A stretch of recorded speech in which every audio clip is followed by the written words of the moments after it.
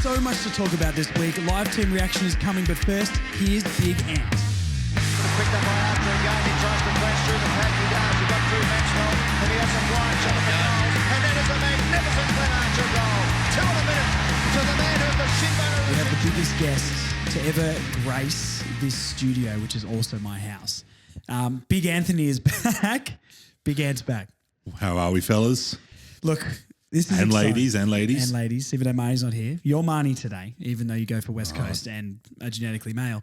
Tell me, keep calling me pretty like that. Yeah, true.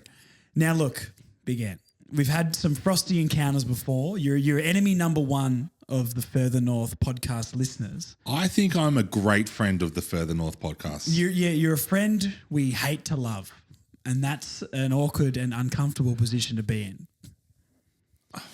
I mean, there is nothing wrong with a bit of an awkward position between close friends like that. Yeah, well, that is true. And that brings us closer together. Now, we trauma bonded last year. We talked about this a lot. We've trauma bonded from both of our teams being rubbish. Now, your team has decided they're not as rubbish as last year this year. No. So does that mean we're not as close as we were last year? I will admit there has been a bit of aggression from me from so far this season. Yeah. Maybe it's just the frustrations of last year. Maybe it's because people are finally realizing that we're not as rubbish as everyone makes us out to be, and that when we don't have a whole starting 22 of injuries, we're actually not too bad. Well, that is true. And I guess we can talk about why you're better in a second, but what has the dynamic in the barbershop been like this season when the football's on? I have been a lot more up and about. Yeah, I have not. You have not? I've been so flat. Have I given you a bit of a dig about it? Absolutely. Yeah. I'm not going to try act like I've been A saint. No.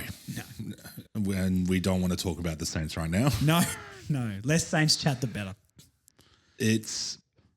I feel like we're moving in our own, everyone's riding their own horses, all right? Just because we now have our 3 wins, we've equaled last year. Yeah, you're still not, but yeah, that's it. Like, I don't think you will, but you could just like not win another one.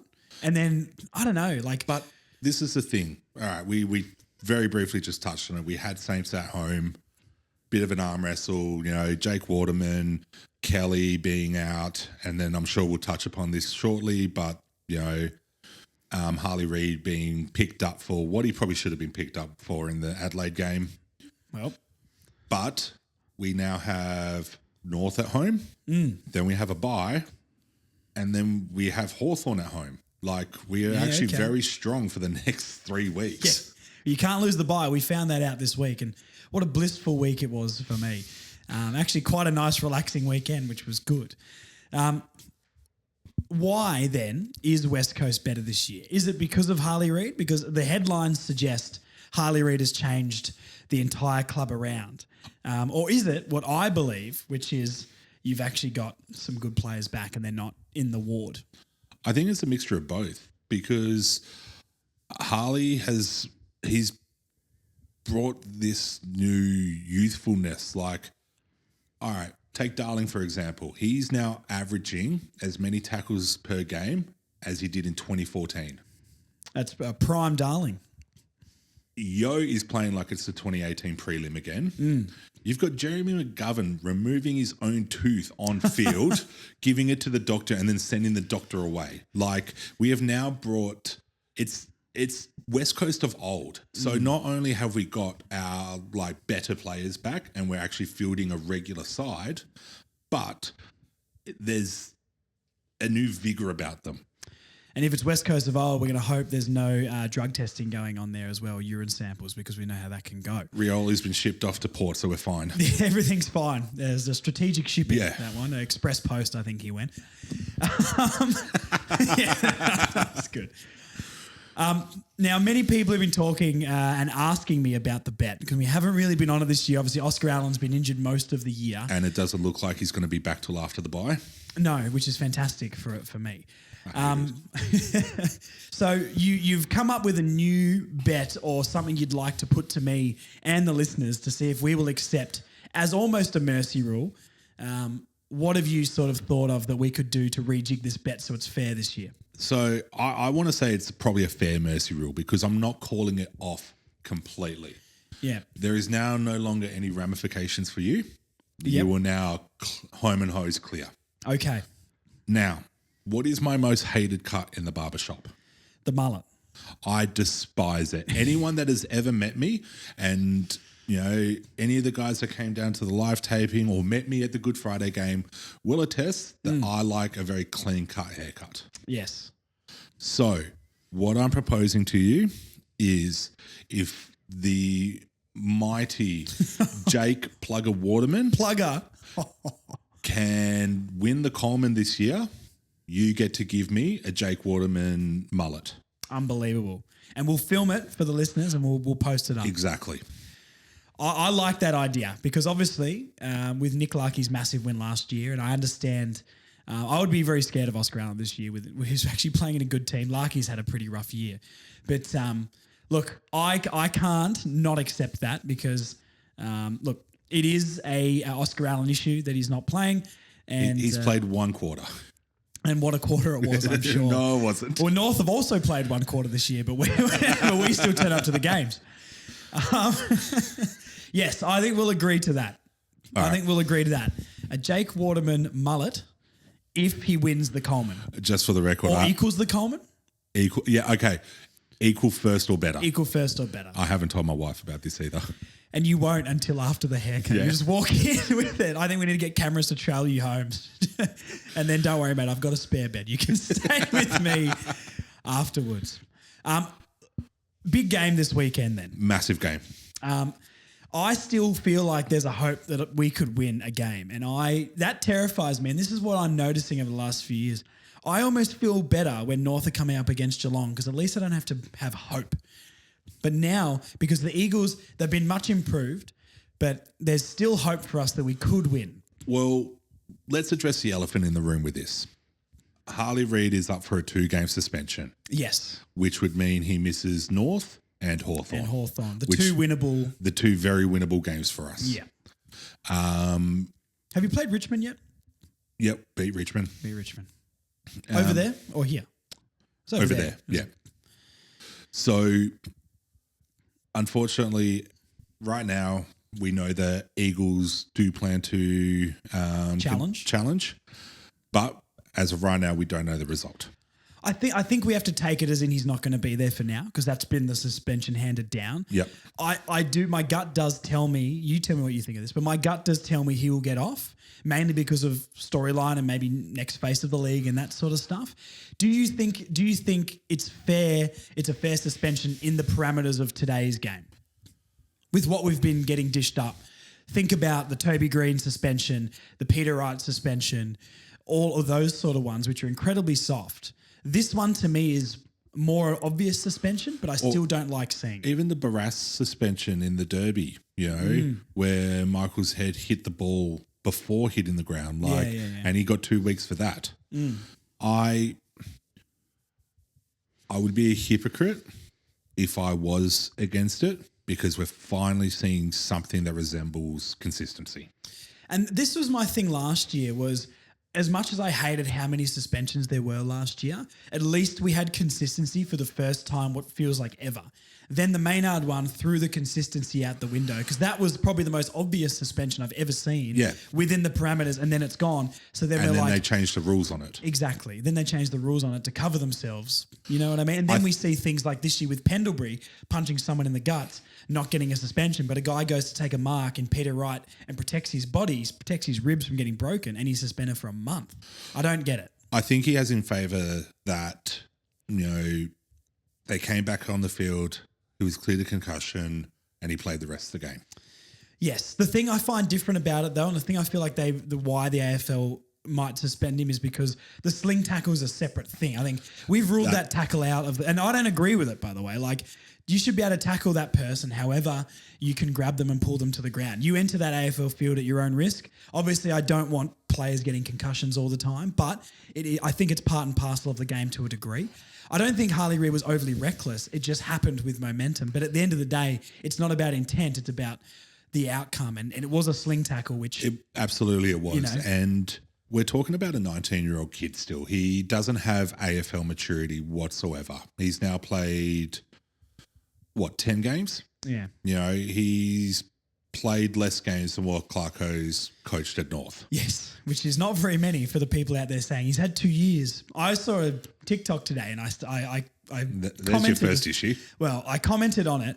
Basically, they're saying, why isn't Clarko under the fire? He's all mates with everyone in the media, so that's why they're not crucifying him. I'm like, have you ever seen any media? Like, for someone to claim that Clarkson doesn't get roasted, but just look at what happened last week with him nearly getting, he's going to get suspended because you said something, and then it got cleared so quickly. All right. So I suppose my issue is on that whole parameter was the fact that all we heard was, oh yeah, he's taking a break. He's, sussing, kids up in Sydney. He's going to watch games.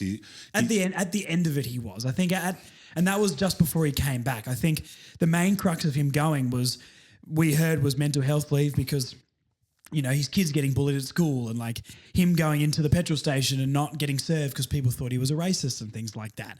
And people can have their opinions, but until there's actual, there's a ruling bit on that, I don't think people should pick their sides until there's an official argument. You know what I mean? Yeah. So I think it's fair enough at the start. He took as long as he needed. Obviously, we're rubbish under Brett Ratton. Everyone thought we showed fight and that sort of stuff, but who cares if you don't win? So it's like he came back and he was scouting near the end of the season, but it wasn't the whole time. But look, you know what? With the whole Clarko thing last week, I want to see like a card system brought in for coaches. Bringing in like the soccer, you get a couple of warnings if you're spraying the umpires, because I feel like coaches get away with it pretty scotch-free. Yeah, but I think the thing that's important is intent, and it's like the media was trying to frame it as he said something to an official on the boundary line, but then he was like, I just swore while facing the ground watching the game. But then how's that any different to the dissent call from the Freo game? Well, that is true, but this is the thing where we need to find a line. And I think the line can be, if there's evidence to show you did it at somebody to hurt them or direct a comment at them, then it's not cool. But if it is a bunch of like angry blokes in the heat of a battle, like what do you want them to do? I'm not sure. Imagine coaching my team begin. Imagine what would you say if you were coaching that on the boundary line? I probably can't say what I'd... No, you can't. What I'd even do to myself. If Clarkson... And any coach, calling or whatever, says a bad word, you go, well, Clarkson coaches North, so we'll give him the pass. I think that's pretty obvious. Mate. God. Anyway, so back to the sling tackle of Harley Reed. Sorry, we diverted there. So, yeah. Okay, so we've spoken about this before, but during the preseason lead up, there was, on average, 6 articles focusing purely on Harley Reed and West Coast Eagles in the West Australian every day. Every day. Freo was getting 2. Yeah. The week that Harley Reed was rested, the West Australian purposely left the back page blank. Did it really? It did. Oh, my God. So, just the pure media attention, the face of the new generation of the AFL, the once in a lifetime or the once in a generation talent. I do have to kind of agree with you. Even though I do feel that he deserves it, I always been saying that he's got to be careful with his tackles and his shove offs because he's going to get him in a bit of trouble. Yeah. But for the same way that Maynard playing in a grand final is important to the AFL, Harley Reid being on the ground is important. Yeah, I think everyone agrees with those sides of things. I would be shocked if anyone thought I would be shocked if anyone thought, oh, he'll get off, or he won't get off, because I think the narrative with the rising star, the AFL wants that to happen. I don't necessarily disagree with that. I think it's kind of important to have a player like that win that award. I guess there was another, I can't remember who the other player was. He got suspended and there was another guy. Darcy. Oh, that's right. Yes. Yeah. Darcy should be getting suspended for that hit. I mean, that was bad. After the play. Yeah. On Maynard though. So maybe I do love it though. It was fantastic. He's probably going to get suspended. So is it opening up for Colby? Is he going to come back and have 35 touches? Come on, big hand. That's enough. Not on this podcast, mate. Don't let the listeners roast you in the comments because we're nice people. We've been through enough. I didn't even have to appear on the podcast. You could just post a photo of me and I'm going to get roasted. That is true. I've got your photo already in the thumbnail, which I haven't bet you showed you do. yet. So leave your best Big Ant roasts in the comments on Facebook or Instagram because that will make me laugh and I can show people at work. Okay. Do you have any rebuttal to that? Do you want to leave a message to the people listening and all your fans? Just remember 2023 in the trenches together. We're not so far apart after all, are we? There's only 3 games between us. Yeah, you know what? I looked at the ladder before, and the Eagles feel like they're pushing for the 8, which is with the hype, and they're not at all. They're third last. Yeah, no. So it's like, look, I would be hyped if we had been in that position already as well. Obviously, I thought we were going to be a little bit better. Looking at it from a North Melbourne perspective, I guess, and we've talked about this before, but like Cunnington and Goldstein and Zeeble and Tarrant and Mackay all going in one season, like 3 veterans and Why 2 did you players. include Mackay in that? Well, he's quite good. Now he is. He was. I still feel like he just didn't want to be there for you guys. Yeah, I agree with that. But he was my still most good. hated player on North because he didn't give the effort that you guys deserve. I don't disagree with that, just like Zerha this year. It's exactly the same. But like the year before last season, I mean, Mackay averaged the most intercept marks in the league, I'm pretty sure. So like he's been a very, very good player. People just don't really watch him play very often because he plays for a rubbish team. But regardless, you lose 5 players of that magnitude within our team. I just don't think any team's meant to get better. Everyone's like, you're going to get better, and then we replace them with undrafted rookies and first-round picks. And the first-round picks will be great in 3-5 years. Yeah. But they're not. What's Riley Hardiman going to? He played well when he came in, but are we really expecting him to do anything? Like, not really. So And this is what the Hawthorn had the same issue. They've now managed to bolster it with a bit more seasoned young talent. I don't think we expected them to have the wins that they have, but this is also 2-3 years in the making so far, and they're probably still another 2-3 years off.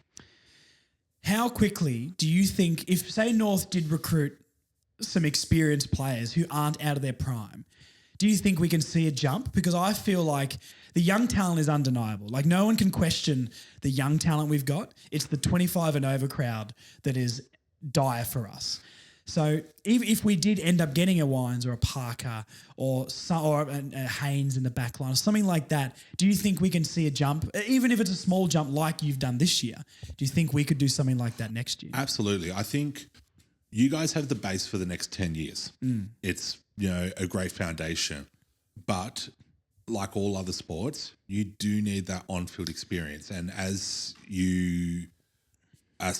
let's be real, you are desperately lacking it. Oh, 100. No one, and not even the most diehard North Nuffy thinks that as well. But it's also finding the player finding the right players. But finding the right player that is willing to come in, knowing they're going to be on a shit team for 2 to 3 years. Yeah, no, I agree with that. And when you get as competitive as professional sport, unfortunately, it's very hard to come across those guys that see that vision. It is. I mean, look, obviously we're going to have to pay overs for people like that. But, can you offer like a coaching role after or bring someone home to Victoria? I mean, no one would have ever thought Hodge or Lewis would have gone to Brisbane or Melbourne and that sort of stuff as well. So it's not impossible. Look, I doubt that as well. Like if we got Ollie Wines, like would I pay him 4 years, $1 million a year? Absolutely. If I give it to him right now, I'd give the same to Parker to be fair, because 1, the salary cap's about to go up. 2, who else are we going to pay? I mean, we've got to pay LDU, but other than that, there's not really anyone maybe of that magnitude we've got to give that money to. And you know what? Back in the 2015 through 2018, I reckon that's half the reason we got Sam Mitchell so cheap. That's right. Big Drew Petrie. West Coast superstar. Just remember, Simpson's only going to be remembered as a premiership coach. That's not true. That's not true, Big Ant. Great captain. If you say so. Look what West Coast done to him now. It looks like Barack Obama after he finished his term. Fuck off. He does. That man's a goddamn national treasure, and I will not take any. Is Adam Simpson the Barack Obama of Western Australia? That's all I'm asking you. No, I'm pretty sure that was Mark McGowan. Well, they both swiftly exited the building. Let me lump this. Let me lump this in for it then. What do you think on Clarkson? Clarkson's getting a lot of heat cane corns and obviously people who like to trigger are making stories about he should be under fire. A lot of people are saying, why isn't he under more scrutiny? My view is he gets the 5 years regardless because of his sheer resume, and we're not a club that is in the position to be picky at all. All right, so as we joked about earlier, he had 3 games last year. 4 games. No. He coached maybe 9 or 10, I think. That's right. 9 or 10 So and came back for the last couple. We're 20 games into his coaching career. It's just over 20. Yeah. So, look, from that aspect, I don't completely disagree with you. Like, we do need to give the man some time to cook. I think by mid-season draft next year, or the mid-season break next year, we do need to see something. I don't disagree with that. I think that every year from now on, there has to be improvement. How much that improvement is, I think, is debatable. Yeah. And depending on what that improvement is it's subjective, right? But everything from now on needs to be ticking upwards, even if it's just a step. Remember the first 3 rounds for this year? You looked at me and you're like, yep, it's last year all over again for us. And I said no, because our numbers and our stats are already improved on last year. We might not have the win yet, but it's already improved. I think it's, that tangible sort of look. Even if you guys and everyone can hate me and shake their head and just, please realize that help is here for you. But you guys could go 2 seasons without a win, but as long as there's that tangible stat and number increase, I think that's all you can ask for.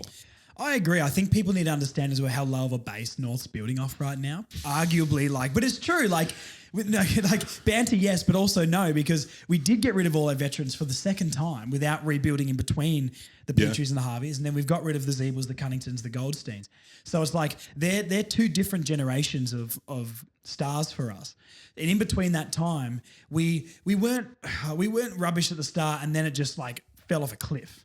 Right. And then we've just got rid of them again while we're at the bottom. So I think we need to understand we're starting from a Carlton, Brisbane, Melbourne, Richmond-esque base of there is not really much below the floor right now for us. Yeah. And that we've got to accept that's where we're at.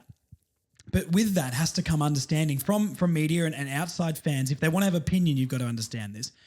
It takes time to build from that base. And, only North Melbourne fans are going to know how much the stuff off the field has changed with club culture, coaching staff, even the way we're looking at the draft in the last couple of years is so different. The recruitment, getting a Zach Fisher, we couldn't have got that player before. No. And Zach Fisher, I'm not saying he's going to be a superstar, but, getting a fringe player, yes, but on a arguably, even though I don't think it's true, a premiership contender, to get him over on a 5-year deal when he was trying to break into a premiership contending team, we need to be able to get those first round players. picks don't win your premierships. It's that, team behind it that does.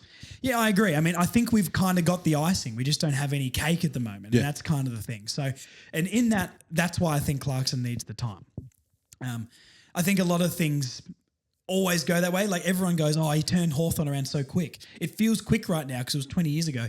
That took 4 years still, which is incredibly quick. So if 4 years is incredibly quick. It wasn't even turn. He already had we had the priority picks and everything. He had the priority picks, but he also had some decent senior talent that was willing to hang around to the end. Yeah. Plus then, the massive salary cap that opened up as they left. I think this isn't anything against him because, no one wins what they win, purely with excluding a coach. But I think people sort of also remember those, championship years a little bit through, rose-tinted glasses. A little bit, yeah, absolutely. I mean, there's a lot of things, and I know I'm not questioning.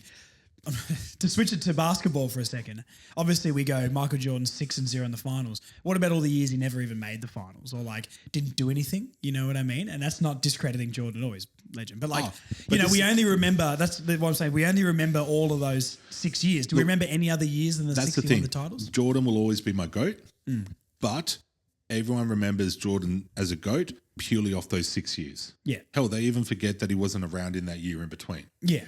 We only bash on LeBron now because he's right here in front of us.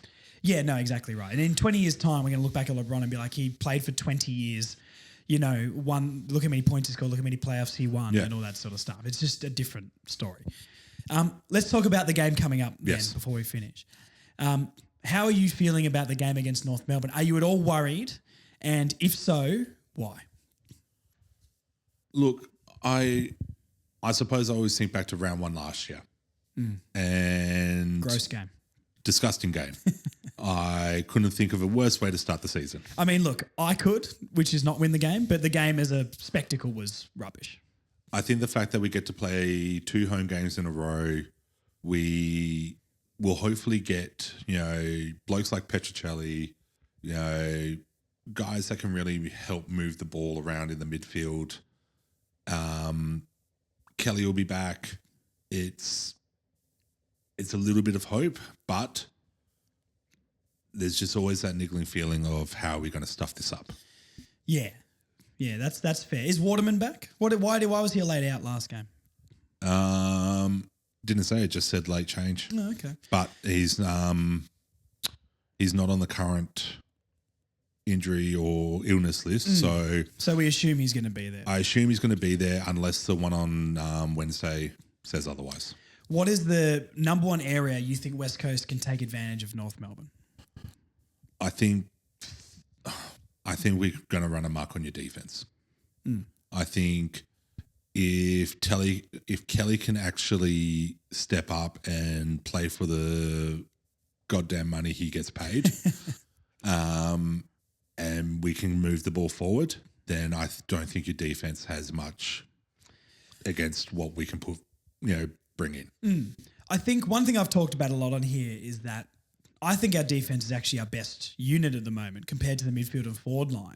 And I think, a lot of people watched North. I'm not saying this is you, but a lot of people watched North early on and saw how bad we were. The change that I've seen in North Melbourne is at the start of the year, we're putting up 80 plus easily every week, but conceding 150. Okay. But then, I want to reword that. I don't think it's from such a poor performance from North's part. I think there's just no matching lineup in your defense to our offense.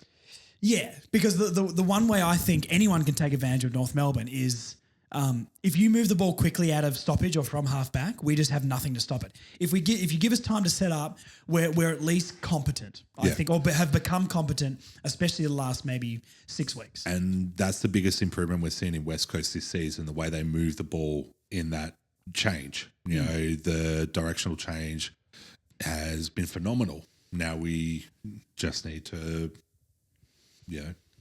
keep at it. Yeah. What's one thing maybe you could see North Melbourne troubling West Coast with? If we could get on top of you in any way, what do you think that might be? I think the youthfulness of your forward line. I think the legs that they have on them, and because despite what your season has been, they just keep attacking. And when you've got blokes like Duggan, Barras, and McGovern will go down as one of my all-time favourite West Coast players, but they're getting on now. They don't have those same legs in them, and they don't have that same movement as what they did. Because we have a pretty small forward line. I just don't know if I trust Zerha to turn up or anything like that. But if we've got, hopefully Larkey can fire and actually have a proper Nick Larkey game.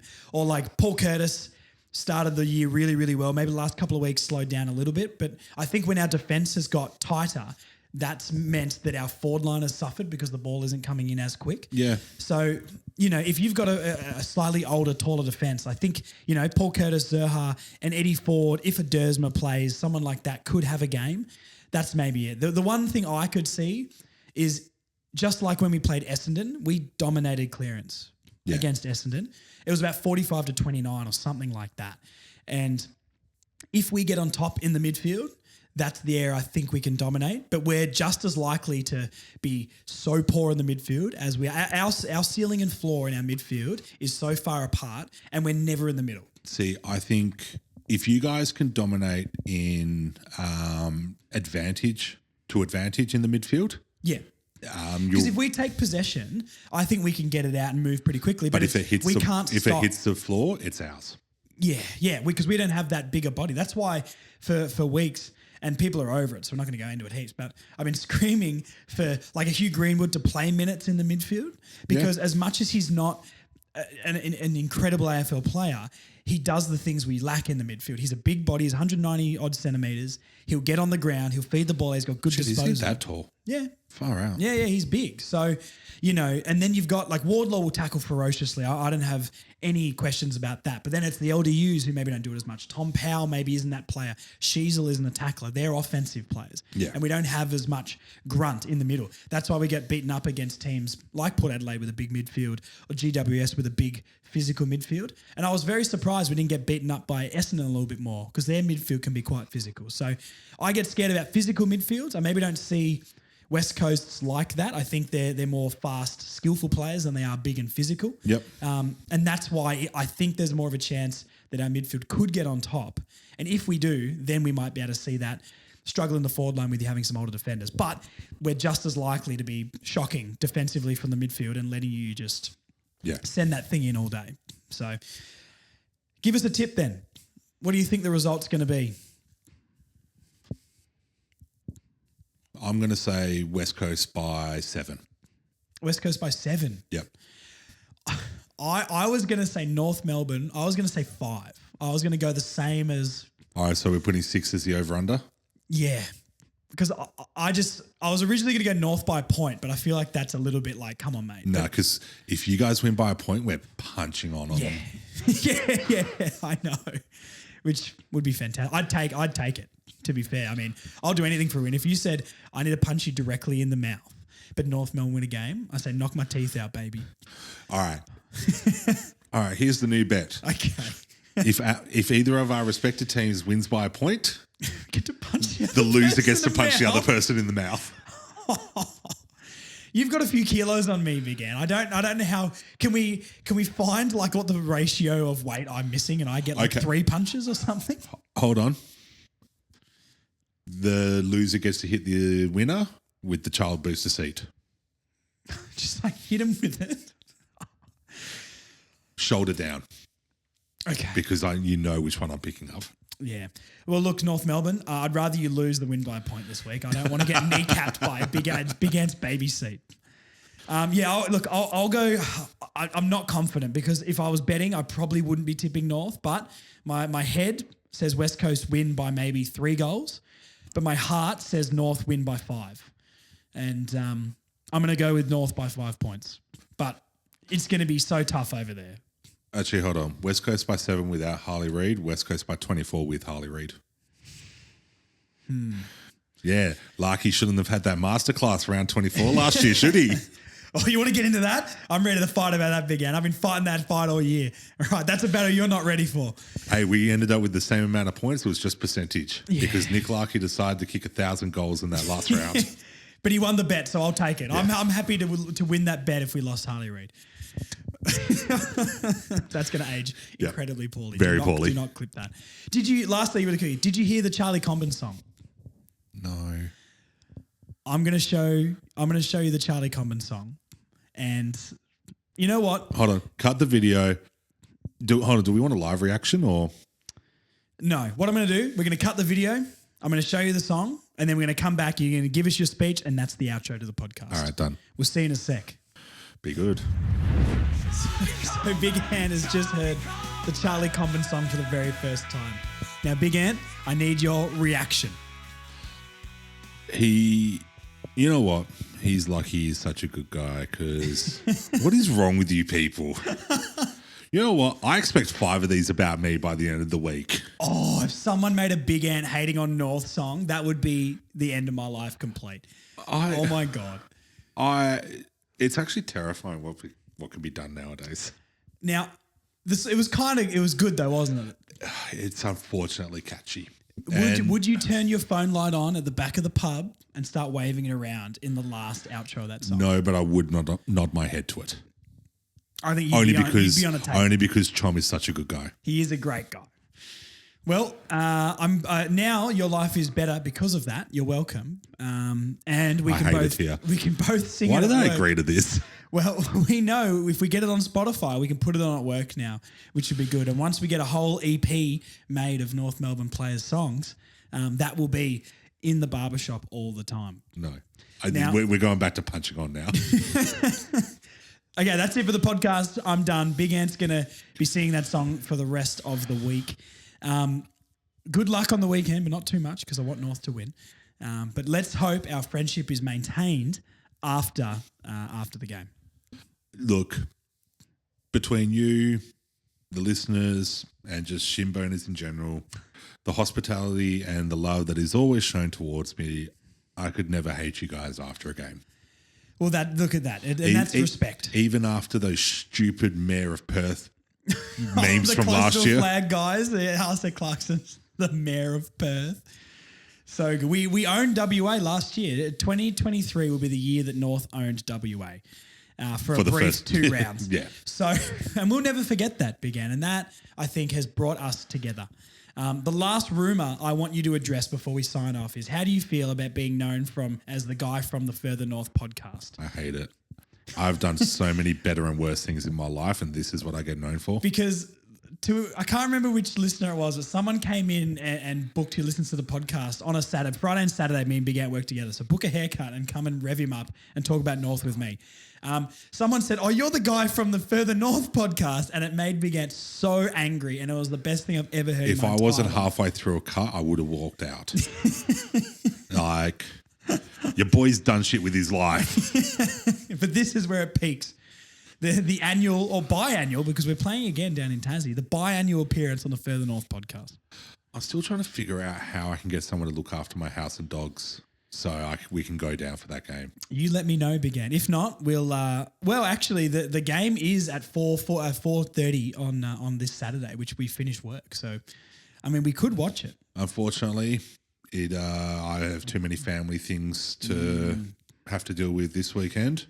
Scared of the loss, I understand. Well, scared of a George Wardlaw clinic, that's what I'm hearing. Who? Come on. All right, I'm done. That's it for me. Thank you, Big Ann, for coming on again. Do you want to leave a message for the fans? A banter, a roast, or some kind words? I wish it was Marnie that was interviewing me. Oh, don't we all? Anyway, I'll talk to you guys soon. Be good. Peace. Mwah. Thank you once again to Big Ant for coming back on the podcast. He's always going to be here for the Eagles previews, which is incredibly exciting because he's good value. So thank you, Big Ant, for coming on once again, friend and foe of the Further North podcast and known as the guy on the Further North podcast. You can come and see both of us at the barbershop anytime, okay? But come and book with me and you can just yell at him. That would be very, very funny. Okay, some news, live team reaction, all that stuff. Let's talk about a couple of bits of news. Logue is back in training. Griffin Logue did his first full session with the team, apparently decked Zerha in a marking contest, which is very funny. He's back in training. I think Clarkson said in his press conference that he's probably going to be 3 or 4 weeks away before he's probably playing and trying to make a return. But look, I don't think we can expect much from Griffin Logue this year, but going into next year, I think he can hopefully help us improve a lot. Other than that, Nathan Jones was down at training as well. Very, very interesting. I think it's a good move by Clarko. I mean, look, we know where we're at as a club, and getting a guy like that who sort of did the hard yards at the Ds and saw the spoils towards the end. I know he wasn't there. I don't think he was there for the premiership, was he? But anyway, he's seen a club rebuild from the darkest days. So anyone to come in and inspire some of the guys to sort of be like, hey, I've been in your shoes. This is possible is good, especially for a bunch of young, 22 and under guys who maybe haven't had the experience to know what it's like and all that sort of stuff. So, no, a great move. And like we've touched on before, Clarkson and Viney and Jen Watt and Xavier Clark and all these guys at the club have been through that sort of stuff before. So the more people relaying the message, the more belief, hopefully, that some of the young guys can get. They're the main bits of news.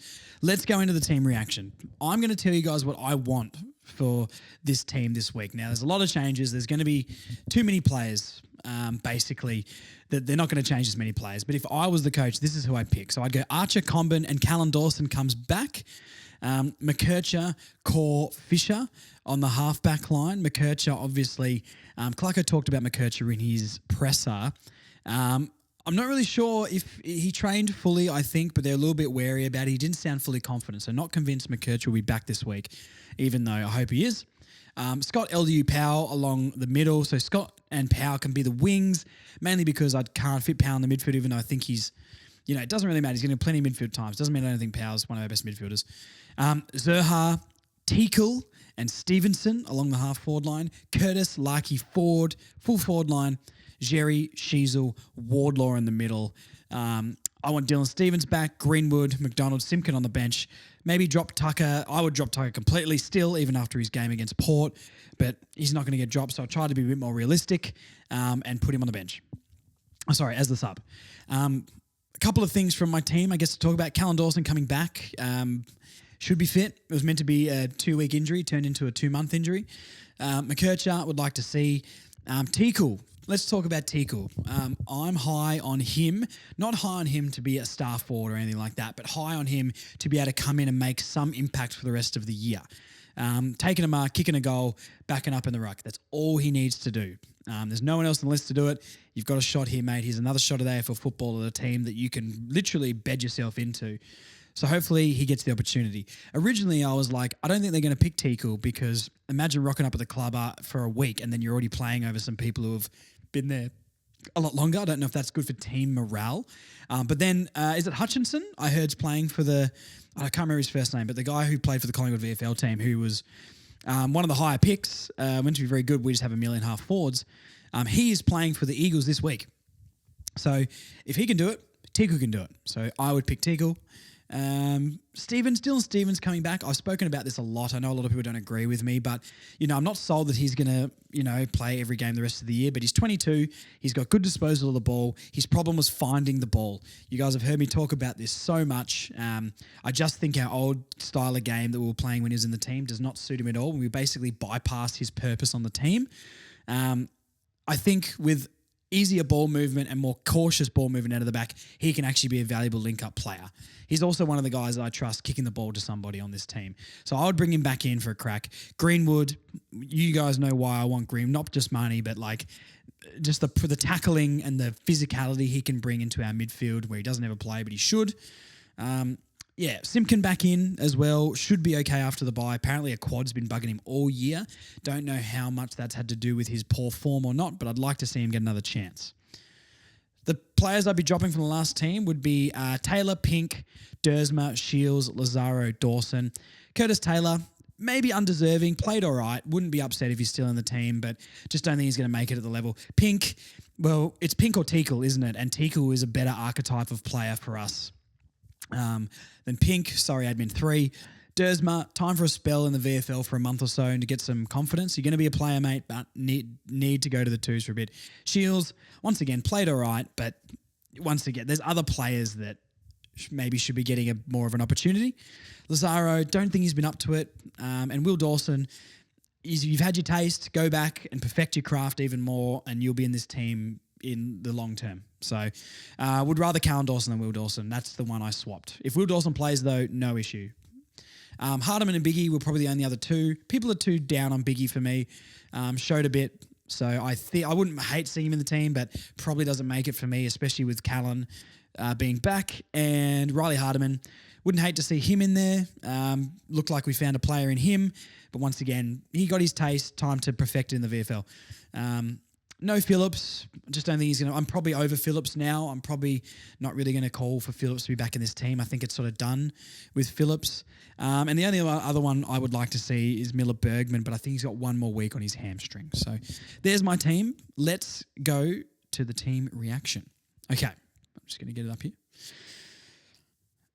Oh, that's underwhelming. That's underwhelming. Callan Dawson and Jai Simpkin are in, and Dersma and Charlie Lazaro are out. Dersma under managed. That's probably a nice way to say you got omitted, mate. Waterman's back for the Eagles. Damn it. Hutchinson gets his first game. Jai Cully, don't really know who that is. Harley Reed suspended. Jake Williams, don't know who that is, omitted. And Zane True, don't know who that is, omitted. I was hoping Waterman wasn't back, but he is, so fantastic. Very uninspiring with these team changes. But I don't know. Who's on the... It's not an extended bench, is it? No, it's not. Dersma, Stevens and Hardiman emergencies. Yeah, whatever. So underwhelming. I want to bring you guys a more exciting reaction. Callan Dawson deserves to come back. I'm glad he's getting a shot. Jai Simpkin, yeah. You can't really question those two coming back. You can't really question the outs. God, Clarko, I'm trying to make exciting podcasting here and you're not helping me. God damn it.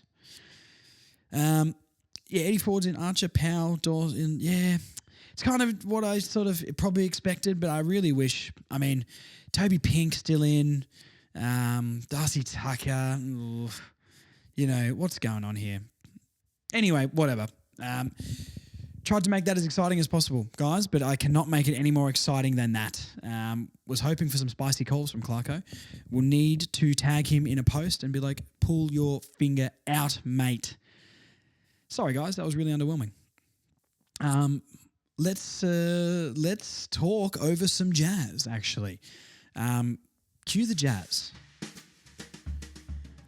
So this week at the barbershop, right, all the talk, obviously, has been around Alistair Clarkson and his anger issues. Now, are these anger issues real or is it a headline? Now, you guys know what I think about the media. It's a headline. But it's interesting for him talking in his press conference saying that he's doing some counselling, like touchline counselling, and working with a sports psychologist about it. Incredibly interesting. It's interesting as well to see multiple people coming in the barbershop, and this has been the discussion at the barbershop this week.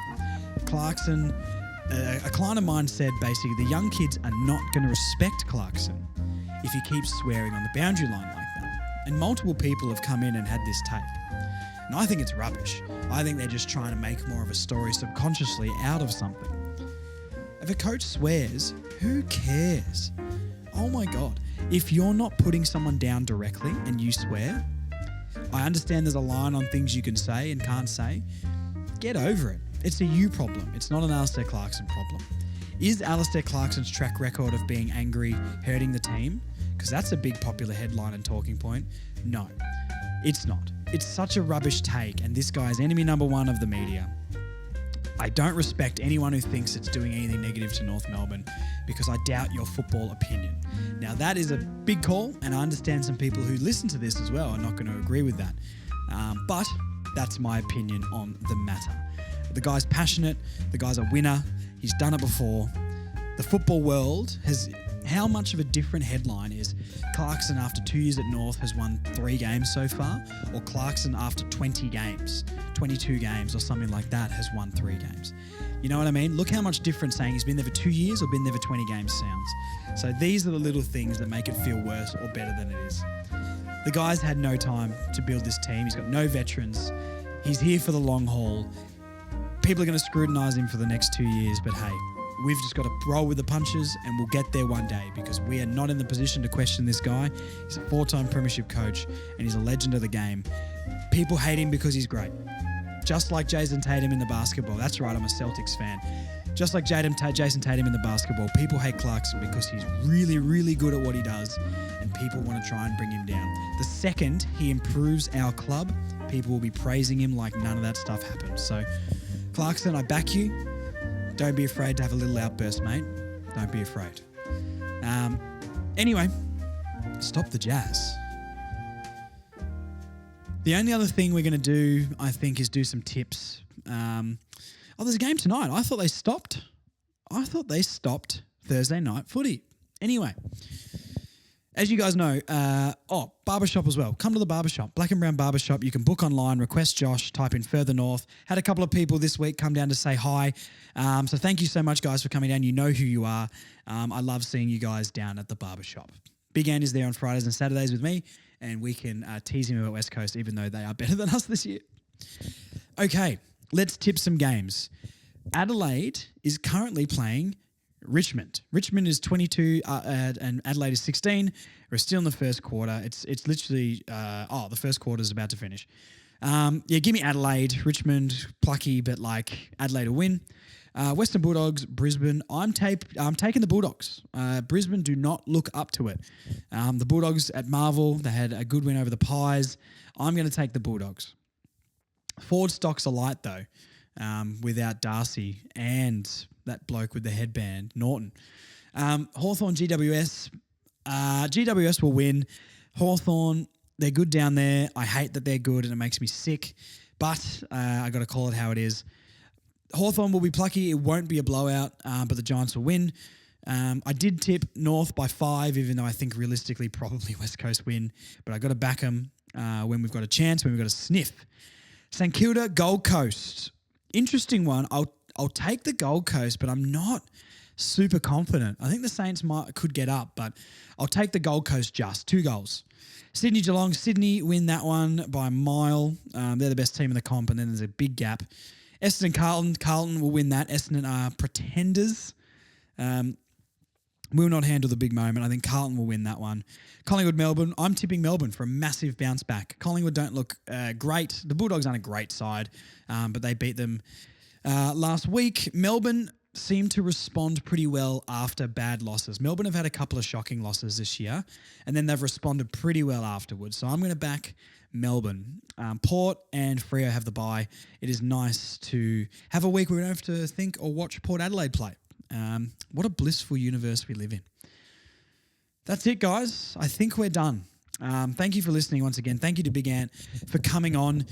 Thank you for all your interaction as well. I hope you guys like the Chom Song. It's doing quite well. We had a TikTok blow up, actually. We got about 14,000 views in a few days. So, hey, if you guys are on TikTok and want to follow us, Further North Pod, Instagram, Facebook, Twitter, YouTube. Hello, YouTube. If you're on YouTube, please subscribe. We want to get to 1,000 subscribers by the end of the year and 1,000 followers on Instagram by the end of the year as well. That is the goal, as well as North winning every game for the rest of the year. Anyway, I'm tired. I've got to edit this.